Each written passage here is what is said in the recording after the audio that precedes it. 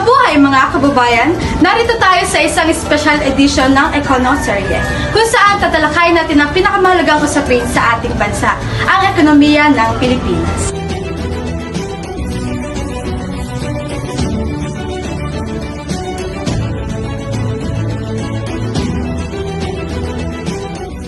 Right here, we have the assistance of our dearly economic analyst, Ms. Michelle Aaron. Ms. Aaron, ano nga ba masasabi mo tungkol sa ating kalagayan sa ating ekonomiya?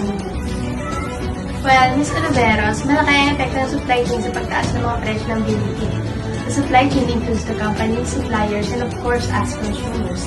Hindi natin alam kung saan nanggaling yung inflation, but this chart right here explains it all. Mga kababayan, alam niyo yung feeling na mahal ng itlog? Kasi stress ka kasi itlog palang mahal na. That's how inflation affects us customers. Ay, nakakaloka, kaya pala pati ako nai-stress. Back to you, Michelle. Ano nga ba ang ibig sabihin ng inflation? Yan, inflation. Para sa mga hindi pa nakakaintindi, see this 50 pesos? Kung before, kaya na makapag-lunch just with 50 pesos, ngayon hindi na. For example naman, ay meron nagtitinda ng taho. Dahil sa pagtaas ng presyo ng asukal, ngayon tubig na lang ang binaganta niya. Mukhang hindi lang presyo ng asukal ang tataas pa. Pero ma'am, anong mga hakbang ang ginagawa ng gobyerno para ma-stabilize ang presyo? Thanks for being that partner. So, kaya merong income tax. Kaya para mas mapadali ang buhay, instead of selling taho, mag-switch to water ka na lang. Water? Very innovative ha? Sige, salamat Miss Michelle.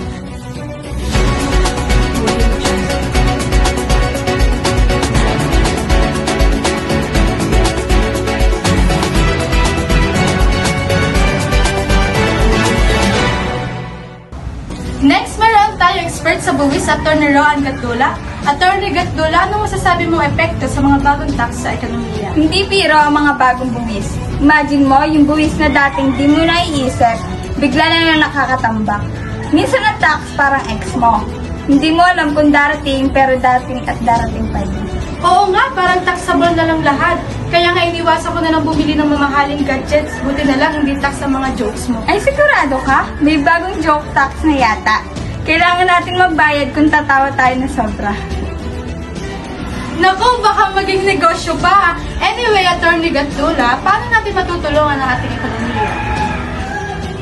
Well, kung lahat tayo magbabayad ng tamang buwis, baka magkaroon tayo ng mas magandang kalsada at mga public services. Hindi na tayo maliligaw at katulad ng kita na parang buwis din. Malakad din siguro, pero maliit kapag natanggap mo. Iyan ang masasabi ng ating tax expert. Narito ang susunod na maghahayag ng balita. Breakfast na! Nasaan po ang gatas? Gatas? Gatas!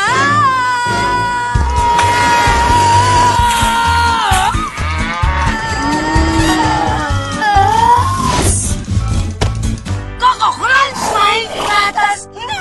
Correct! Ang Coco Crunch All-in-One, may Nestle milk na! Just add water. May chocolatey breakfast na masustansya. Coco Crunch All-in-One, 10 pesos lang!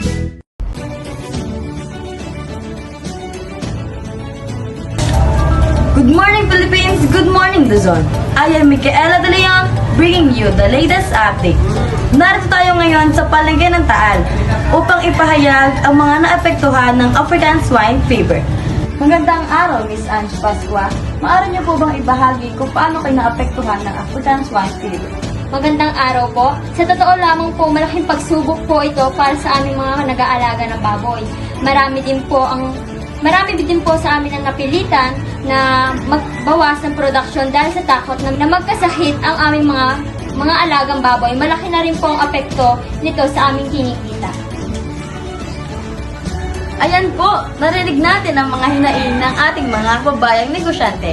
Hangad nilang masolusyonan na ang ASF upang unti-unti nang makabangon ang kanilang kabuhayan at makabawi sa kanilang pagkalunggi.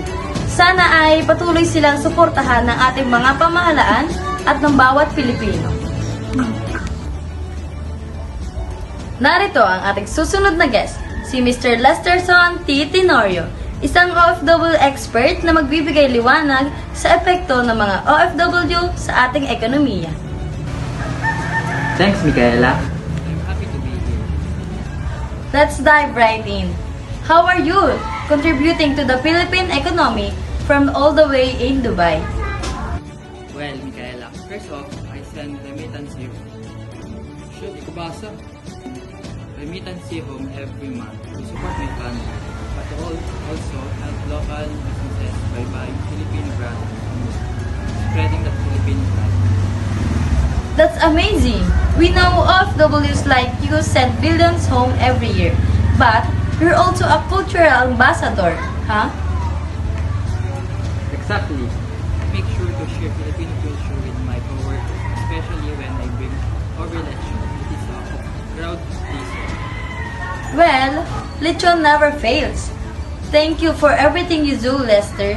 You're making a real impact. Thank you, Lester. Back to you, Sai. Bye-bye!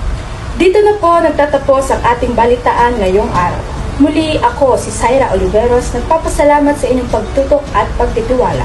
Sa bawat balitang hatid namin, layunin namin magbigay kaalaman at inspirasyon sa bawat Pilipino. Magandang araw mga kababayan, hanggang muli.